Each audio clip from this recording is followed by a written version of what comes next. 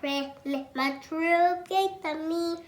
12 drummers drumming, 11 piper piping, 10 lords a leaping, 9 ladies dancing, 8 maiden milking, 7 dwarf that win, 50 unnamed star, golden rings, 3 calling bird, Deidre had 2 turtle doves, and a partridge in a pear. Welcome to Vlogmas Day 12. Today is December 12th, 2018.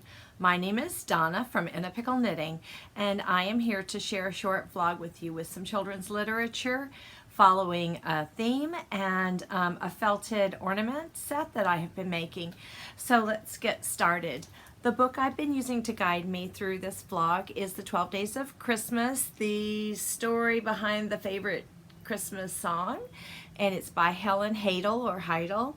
And today is the 12th day, and this book uses the different days to symbolize something in the Christmas phase. So 12 is 12 drummers drumming, and a drummer's special job is to keep the beat, to keep a steady rhythm going throughout their song. And if the drummers stop, then that people lose their rhythm and their beat. So what keeps the Christian faith alive, whether it's one specific denomination or another, is the Apostles' Creed. And there are 12 parts to the Apostles' Creed. So the 12 drummers drumming are the Apostles' Creed that keeps us all in rhythm together. So I've really enjoyed using this book, and I highly recommend it. My drummer is from is a felted ornament that I made using the MMM Crafts pattern, and my felts came from Banzi Designs. You have to use at least partially wool felt. It can be a blend, and I think it's rayon that they usually blend it with, or viscose, which I think are the same thing. Or you can use 100% wool sheets, but you can't use those acrylic sheets that you can find so readily at your local craft stores. And this is according to the pattern designer. She said they just don't work, and there's a number of reasons for that. So my 12th is the drummer drumming, and doesn't he have an adorable mustache? And my favorite is of his little drumsticks, which are toothpicks. His hands are the wooden beads. You do need a set of these small beads and the larger beads according to the pattern. And he has a tunic that's been embroidered. And he has the sash belt that goes around to the back. And of course you choose whatever colors of embroidery floss and whatever colors of felt that you'd like to use.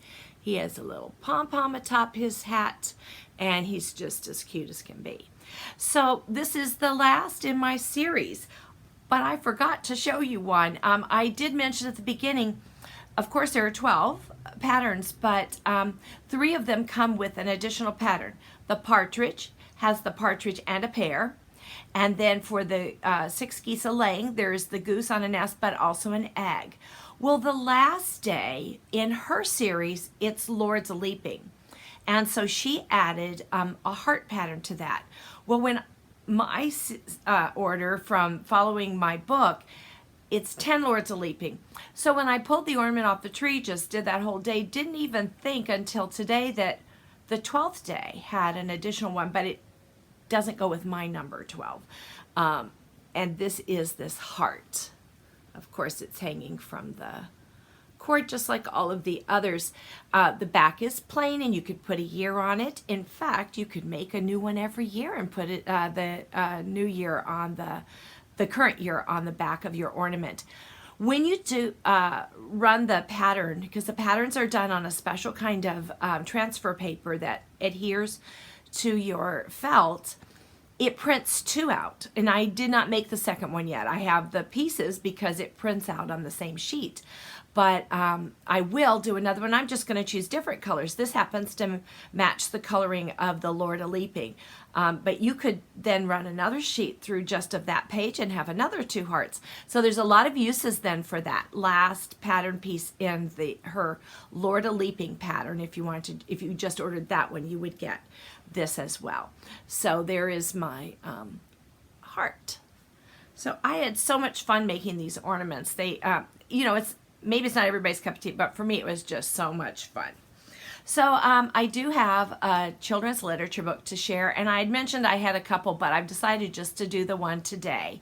I am going to work today, but I ended up with extra time in the morning, and I filmed a lot of content that needed to go in today yesterday. Just got a little head start there. So this afternoon I will be able to edit and get it posted up. So hopefully it won't be too late. My book today is from another of my favorite authors, and I've already shared one of his books, and that is Tommy DePaula. And this is the Clown of God. And Tommy DePaula often takes an old folk tale and retells it.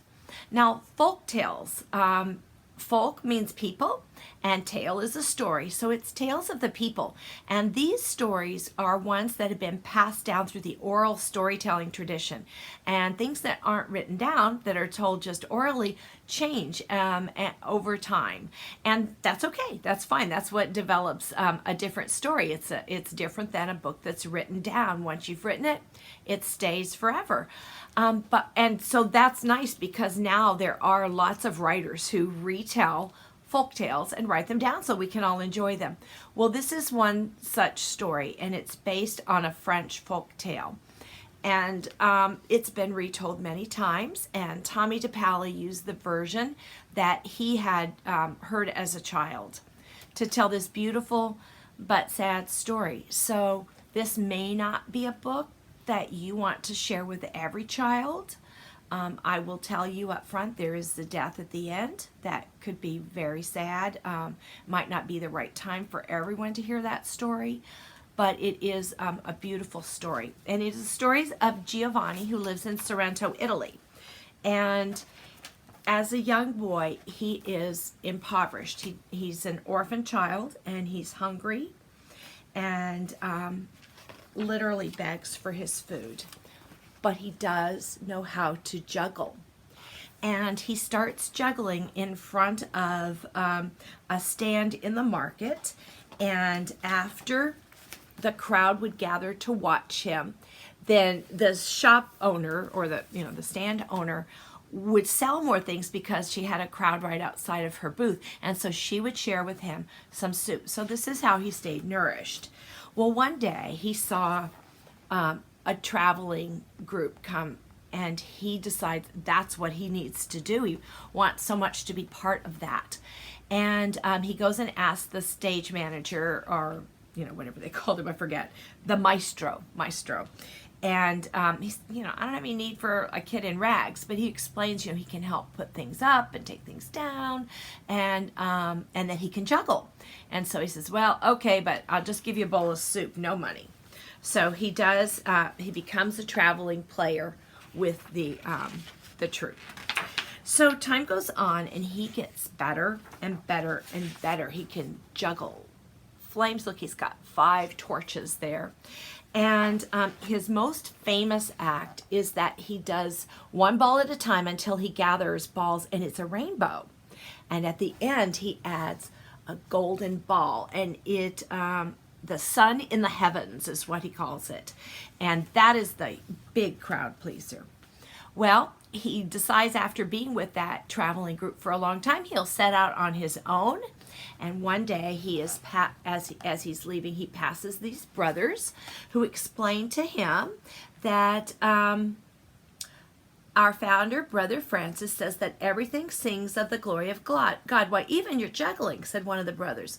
Well, that's well and good for men like you, but I only juggle to make people laugh and applaud, Giovanni said. It's the same thing, the brother said. If you give happiness to people, you give glory to God as well. Well, he remembers their words, but he goes on with his travels. And eventually, his juggling skills become less popular. People have seen that before, and his skills start to suffer as he's aging. And one day, he drops a ball, and the crowds jeer at him, and they start throwing things. He has to run for his life. So he stops juggling, and he becomes as he was in the beginning of the story, homeless and hungry and a beggar.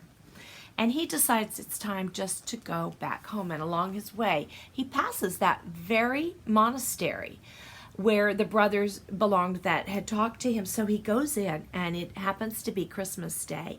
And the procession of people are all taking gifts to the statue representation of the Madonna and the Christ child. And but he notes, and you will note as well, he's not very happy looking. And so Giovanni decides he will juggle for him. So he juggles, and at the end, as he's juggling the golden ball, because he's doing his most famous trick, he falls dead.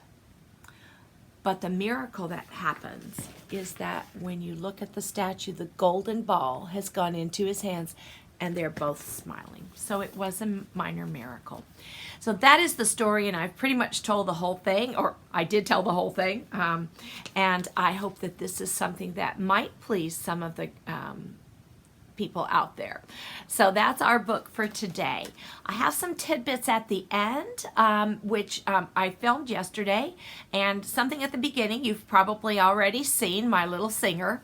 And I filmed that yesterday thinking, well, if it doesn't work today, it'll work tomorrow. And he can't count backwards except from 5. So I was helping along with that, and I actually did not think that he would get all of the different names correct. He's been singing the song a lot, but it's pretty much from 5 golden rings. So I had just put out 5, and he ran to the tree and said, no, I want to do them all. So I started off helping, and then I realized he actually didn't need help. So that was lots of fun. We have the CD in the car. We've been listening to it, and he's watched each ornament as it's been made. In fact, if I've finished one and put it up on the tree, it's through the dining room, which we just kind of pass through, and he would notice it every day, and he's really enjoyed them. So that's been a lot of fun too. So one day these will be for his Christmas tree. I thank you all for watching the Vlogmas this year, and I hope that you found a book or two, or maybe you want to make some ornaments too, or just an idea, or that I've spread a little bit of happiness and given you something to smile at. So I hope that you all have a very Merry Christmas and a happy holiday season. If you're not a Christmas celebrator, I hope you enjoy this wonderful season with whatever it is that you do. So thanks so much. Bye.